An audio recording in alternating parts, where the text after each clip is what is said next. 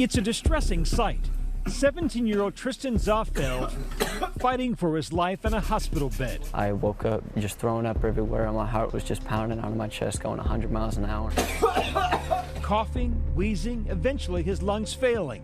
Doctors hooking him up to a ventilator and placing him in a medically induced coma. His parents fearing for the worst. The day they intubated him was the worst day of my life. Every day just kept progressively getting worse. And extremely terrified of, for my life. Hospitalized for 18 days last month, Tristan lost 15 pounds and said he had to relearn to walk. We don't see previously healthy 17-year-olds that sick that quickly. As soon as I woke up from that coma, I decided I knew what I wanted to do. Now he has a message to share about vaping. He says the habit he picked up in 8th grade is what almost killed him. This is really what could happen. This child almost died from this. This is not, I just got a little bit sick and got well. It was a scary thought for anybody. They had no idea how to treat it either, and that's kind of the scariest part is we don't know, the long-term effects, and, we don't even really know the short-term effects of vaping. It's the modern-day take on smoking behind the bleachers. There's a parenting alert this morning about the danger of teens vaping. The FDA warning about liquid nicotine used in e-cigarettes. Vaping exploded in popularity in the last 2 years, especially among teens. 38% of 12th graders reporting they have tried vaping in 2018, up from 28% in 2017. But both the FDA and the Surgeon General have warned that e-cigarette use has become an epidemic among adolescents. In April, the FDA began investigating dozens of reports of seizures potentially related to vaping. And this week, Illinois health officials warned that e-cigarettes can be dangerous after an adult who had been vaping died from severe respiratory illness. We have had 22 total cases in the state of Illinois, and in all of those cases, they all reported a history of using e-cigarettes or vaping. And unfortunately, one of those 22 cases resulted in a death. The CDC is also investigating nearly 200 cases of severe pulmonary illness in an effort to determine if the use of e-cigarettes is to blame. Health officials suspect an association between vaping and lung problems. However, a direct causation has not been proven at this time.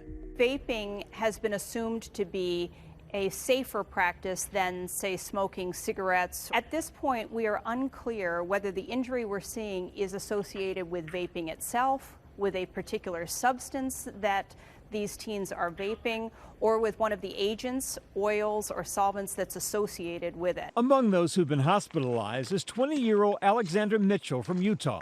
I would hit my vape easily 40 times in an hour. I was a pretty heavy vapor. He insists that it was vaping that led him to an extended hospital stay. I was pretty shocked to find out that this activity that's promoted as safer literally almost killed me. Earlier this summer, the once avid hiker woke up with what he thought was the flu, but very quickly his health took a devastating turn. Hospitalized, Alexander was kept alive by a team of doctors and advanced support machines. It was taking my blood from my body, removing the carbon dioxide, oxygenating it, and then putting it back into my body. Alexander's doctors believe his acute respiratory distress syndrome may have been caused by his vaping habit. Now Alexander, who left the hospital on July 7th, has diminished lung capacity and is experiencing short-term memory issues. I don't have the stamina that I used to. I don't have the strength that I used to. They're hopeful I'll recover. Common sense suggests that the chemical ingredients contained in a traditional e-cig are not healthy for anyone, let alone a teenager. But we don't have hard scientific proof, but we have a lot of anecdotal reports. We have a lot of clinical reports that are not good. The e-cigarette industry has surged in popularity, with Juul leading the pack. Its revenue is projected to exceed $3.4 billion this year, nearly triple its revenue from last year.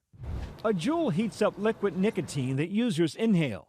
The company claims it was developed for adult smokers looking for a safer alternative to cigarettes. It's even become a verb, juuling. I've definitely seen kids juul in class. Kids are going to the bathroom, smoking it in stalls. Next thing you know, you're hooked like that, and you can't stop. With flavors like mint and fruit and packaging that looks more like that of a sleek tech gadget than a tobacco product, Juuls have become a must-have accessory among kids as young as 12. But the potential dangers are real. Just one of those flavored pods containing roughly the same amount of nicotine as a pack of cigarettes. Some kids telling us they smoke up to a pod a day. Do not assume that just because you can use something inside or you can buy it on every corner that it's necessarily safe. You always have to balance risks versus benefits versus options and alternatives. The risks are just not worth it. In a recent interview with CNBC, the CEO of Juul, Kevin Burns, apologized to parents of addicted teens. I tell them that I'm sorry that their child's using the product. It's not intended for them. I hope there was nothing that we did that made it appealing to them. In a statement to ABC News, the company said they are monitoring reports of hospitalization, adding, "We stopped the sale of non-tobacco and non-menthol-based flavors, Juul pods, to our traditional retail store partners last year, enhanced our online age verification, strengthened our retail compliance, and shut down our Facebook and Instagram accounts while working constantly to remove inappropriate social media content generated by others. We have never marketed to youth, and we never will." Parents up in arms as some kids have become addicted to nicotine before they've even graduated from middle school.